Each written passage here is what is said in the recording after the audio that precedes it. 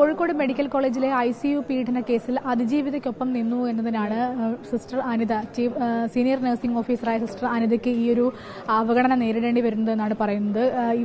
ഇവരെ ആദ്യം ഇടുക്കി മെഡിക്കൽ കോളേജിലേക്ക് സ്ഥലം മാറ്റിയിരുന്നു. പിന്നീട് ഹൈക്കോടതി അടക്കം ഇടപെട്ടാണ് ആ സ്ഥലം മാറ്റം ഉത്തരവ് മരവിപ്പിക്കുകയും കോഴിക്കോട് മെഡിക്കൽ കോളേജിൽ തന്നെ തിരിച്ച് ജോയിൻ ചെയ്യാൻ ആവശ്യമായ കാര്യങ്ങൾ ചെയ്യണമെന്ന് പറയുകയും ചെയ്തത്. ഏപ്രിൽ 1-നായിരുന്നു അതായത് ഇന്നലെയായിരുന്നു ജോയിൻ ചെയ്യേണ്ടത്.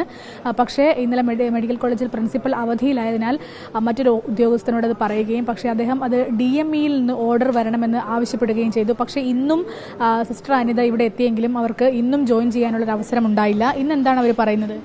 ഇന്നും പറയുന്നത് അവർക്ക് DMEയിൽ നിന്ന് ഇതുവരെ ഒരു ഉത്തരവ് കിട്ടിയില്ല. DME ആണ് ഓർഡർ ഇടേണ്ടത്. DMEക്ക് സർക്കാർ ഉത്തരവ് ഇറക്കണം. സർക്കാർ ഇതുവരെ അതിനൊരു ഉത്തരവ് ഉണ്ടായിട്ടില്ല. ഇത് ഹൈക്കോടതിയുടെ ഉത്തരവല്ലേ? അതായത് മാർച്ച് 1 വന്ന ഉത്തരവാണ്. എല്ലാ സർക്കാരിൻ്റെ എല്ലാ DMEയിലും സെക്രട്ടേറിയറ്റിലും പ്രിൻസിപ്പലിനും അങ്ങനെയുള്ള എല്ലാ ആൾക്കാർക്കും ഇതിൻ്റെ ഓർഡർ അയച്ചതാണ്. കോപ്പി കിട്ടിയ 15-ാം തീയതിക്കുള്ളിൽ കിട്ടിയതാണ്. പക്ഷെ അവരതിന് ഒരു തീരുമാനം ഇതുവരെ എടുത്തിട്ടില്ല. ഇതുവരെ പറഞ്ഞുകൊണ്ടിരുന്നത് ഇവിടെ വേക്കൻസി ഇല്ലാത്തതുകൊണ്ട് എന്നെ നിയമിക്കാൻ പറ്റില്ലെന്നാണ്. അങ്ങനെ സർക്കാർ വക്കീൽ തന്നെയാണ് പറഞ്ഞത് മാർച്ച് 31 വരുന്ന വേക്കൻസിയിൽ എന്നെ നിയമിക്കാമെന്ന്, ഏപ്രിൽ 1 എന്നെ നിയമിക്കാമെന്ന്. അത് ഇവർ ഇവിടെ വന്ന് പ്രിൻസിപ്പലിന് ഓർഡർ കൊടുത്തപ്പം പ്രിൻസിപ്പൽ ലീവാണ്. AOയ്ക്ക് കൊടുത്തപ്പോൾ AO പറയുന്നത് അവർക്ക് DMEയിൽ നിന്ന് ഓർഡർ വന്നാലേ എന്നെ നിയമിക്കാൻ പറ്റുള്ളൂ. ഞാൻ നേരിട്ട് DME ഓഫീസിൽ വിളിച്ചപ്പോഴും അവർ പറഞ്ഞത് സർക്കാരിൽ നിന്നൊരു ഉത്തരവ് ഉണ്ടാവണം. അത് ഏപ്രിൽ 1 തന്നെ നിങ്ങളെ നിയമിക്കണം എന്നൊന്നും ഇല്ല. ഏപ്രിൽ 1 വേക്കൻസിയിൽ നിയമിക്കണം എന്നില്ല.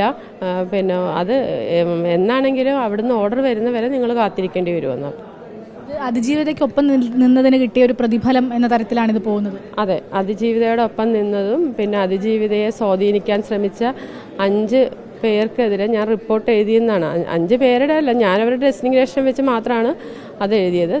തിരിച്ചറിയൽ പരേഡിന് കൂടെയാണ് അത് കണ്ടെത്തിയത്. അത് കണ്ടെത്തി കഴിഞ്ഞപ്പോൾ അത് ഞാനാണ് അവർക്ക് പേര് പറഞ്ഞു കൊടുത്തത് എന്ന് പറഞ്ഞിട്ടാണ് എന്നെ ഇങ്ങനെ പീഡിപ്പിക്കുന്നത്. മുൻപ് ഈ കാലയളവിൽ ലീവിലായിരുന്നോ?